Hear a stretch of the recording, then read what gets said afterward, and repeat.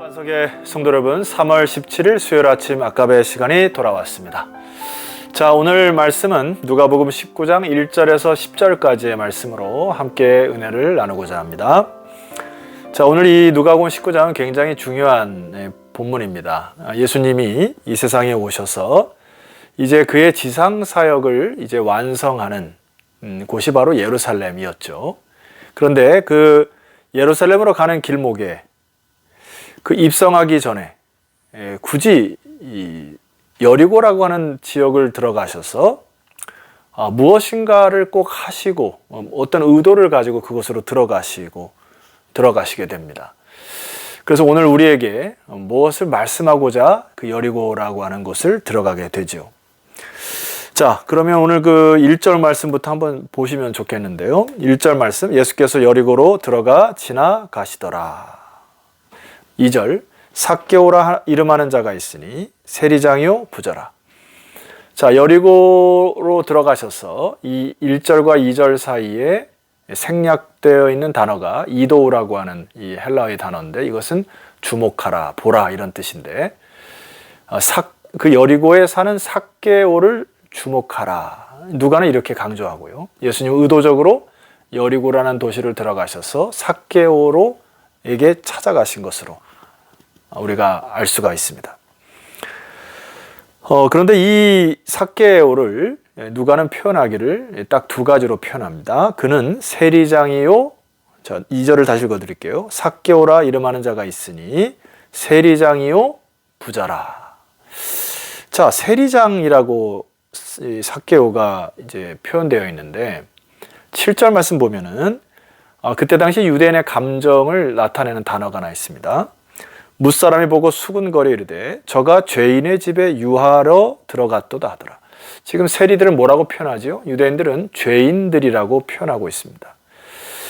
자, 왜 이 세리들이 이렇게 죄인처럼 취급받았을까요? 이 세리들은 일단 유대인들에게 세금들을 많이 걷어다가 로마에게 일부를 바치고 나머지는 과하게 자기가 착복하여, 즉 유대인들의 혈세를 받아다가 로마에게 충성하고 자기네들은 그것을 부를 누려버리는 민족의 앞잡이인과 동시에 굉장히 눈에 가시 같은 사람들이 바로 세리였습니다. 그러니까 이 사람들이, 이 세리들은 죄인으로 취급하여 상종하지도 않습니다. 누가는 이 삭개오라는 인물을 통하여서 죄인이었다라고 하는 이 단어를 통하여 우리에게 질문을 던지는 것입니다. 과연 누가 죄인이었을까라고 하는 부분이고, 그렇게 반문하는 것 같고요. 부자였다고 표현하고 있는데, 이것은 우리가 18장에서 누가복음 18장에서 살펴보았던 여러분 부자 관리, 우리가 어제와 그제 계속해서 함께 나누었던 그 하나님의 나라는 이런 자의 것이니라 라고 했을 때에 그런 유의 사람이 아니었던 부자 관리와 그 다음에 오늘 삭개오, 이 부자와의 대비점을 통하여 참된 신앙에 대하여 말씀하시는 것을 볼 수가 있습니다.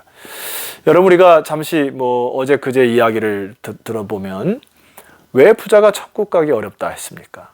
자, 말씀을 다시 살펴보죠. 누가복음 18장 23절, 그 사람이 큰 부자이므로 이 말씀을 듣고 심히 근심하더라.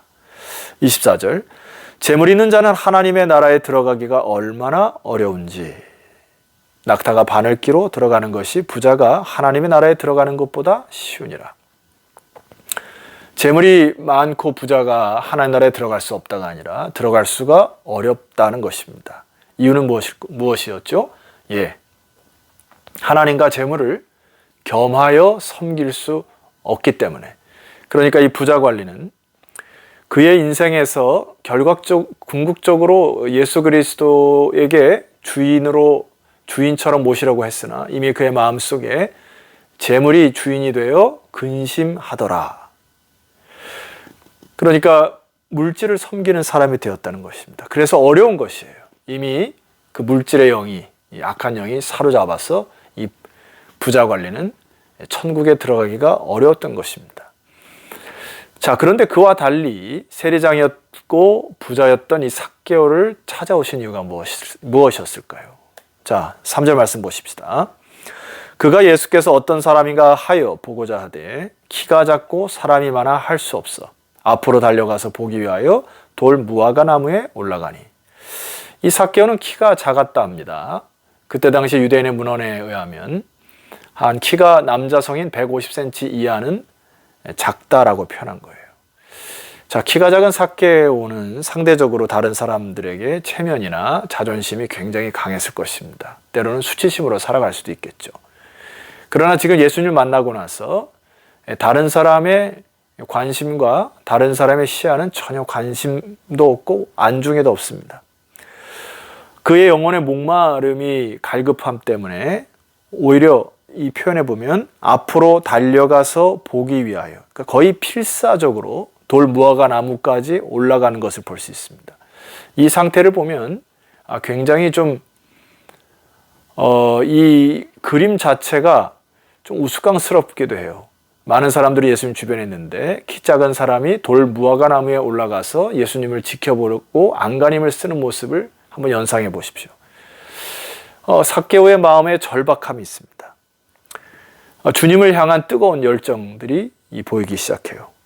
자, 다음 구절을 보면 삭개오와 예수님의 관계, 그리고 이 스토리가 급속도로 이렇게 빠르게 진행되는 것을 볼 수가 있습니다. 여러분, 이유를 좀 왜 이렇게 빨라졌을까를 한번 생각해 보시면 좋겠어요. 5절입니다. 예수께서 그곳에 이르사 쳐다보시고 이르시되 삭개오야 속히 내려오라 내가 오늘 내 집에 유하여야 하겠다 하시니. 여러분, 마치 예수님은 삭개오를 이미 아신 듯한 느낌입니다.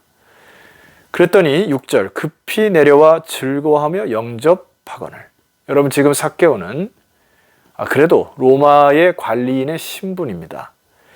주변 사람들의 시야가 따가울 수 있어요. 그러나 그것을 아랑곳하지 않습니다. 6절에 보니까 급히 내려와 즐거워하여 영접하였다. 당시에 많은 사람들의 시야나 혹은 자신의 신분, 그런 것들이 전혀 관심이 없는 거예요. 오로지 이 삭개오는 예수님과의 만남, 그리고 자기가 평소에 사모했던 그분을 만남을 통하여 영혼의 구세주에 대한 사모함, 그의 영혼의 목마름을 채워줄 그분을 향한 온전히 집중하여 영접까지 하는, 바로 이 주인이 바뀌는 의식을 치르는 듯한 느낌을 받습니다. 8절입니다. 삭개오가 서서 주께 여짜오되 주여 보시옵소서 내 소유의 절반을 가난한 자들에게 주겠사오며 만일 누구의 것을 속여 빼앗은 일이 있으면 네 갑절이나 갚겠나이다. 여러분, 이 8절 말씀을 좀 우리가 깊이 들여다 보아야 합니다. 그동안에 우리가 많은 연구 자료에 의하면 이제 주님을 만난 이후에 새로운 삶이 시작되어 소유의 절반을 가난한 자들에게 주겠다는 결단과 혹은 속여 빼앗은 일이 있으면 네 갑절이나 갚겠다고 하는 결단으로 우리가 해석을 해왔습니다. 그러나 최근 연구 자료를 보니까 여기에 이 주겠사오며와 갚겠나이다라고 하는 시제가 현재 시제로 쓰여 있어요. 이것을 조금 헬라어로 더 문법적으로 가면 습관적 현재 시제라, 영어로 표현하면 used to라고 하는 단어입니다. would 이렇게 쓸 수도 있어요. 그러니까 과거로부터 지금까지 해왔던 것이라는 표현입니다. 그러니까 이것을 달리 해석하면 나는 지금까지 어느 시점부터 지금의 현재에 이르기까지 내 소유를 계속 나눠주고 주어왔으며, 그리고 누구의 것을 속여 빼앗은 것들을 돌이켜 갚아왔나이다, 이런 뜻이에요. 그런데 여러분, 주목해야 될 부분은 4배를 갚겠다고 하는 부분입니다. 이 출애굽기나 신명기에 보면 2배, 누구의 것을 속여 빼앗은 것은 2배를 갚아라고 하는 법이 있어요. 근데 왜 하필 4배이었을까요? 여러분, 이것은 이렇게 추정합니다. 이때 당시에 세례 요한이 예수님 먼저 와서 회개하라, 천국이 가까웠느니라 하고 그가 선포했을 때 많은 무리가 따랐고요. 세례 요한을 통하여 많은 사람이 회개하고 돌아왔다 했습니다. 그래서 그 사람들의 모임을 쿰난 공동체라 이렇게 얘기합니다.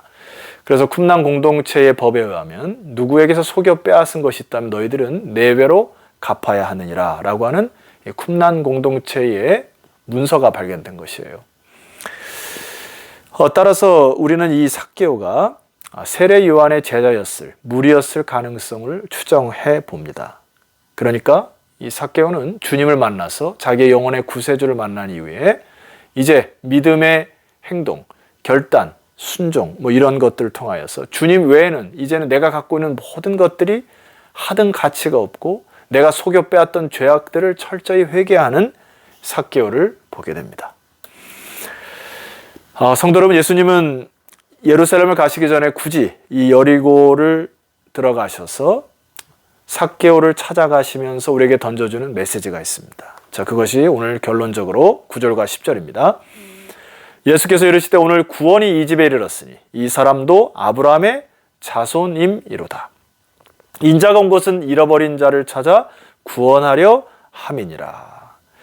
예루살렘으로 가는 목적, 십자가를 지시는 목적도 바로 잃어버린 자를 찾아 구원하시는 것입니다.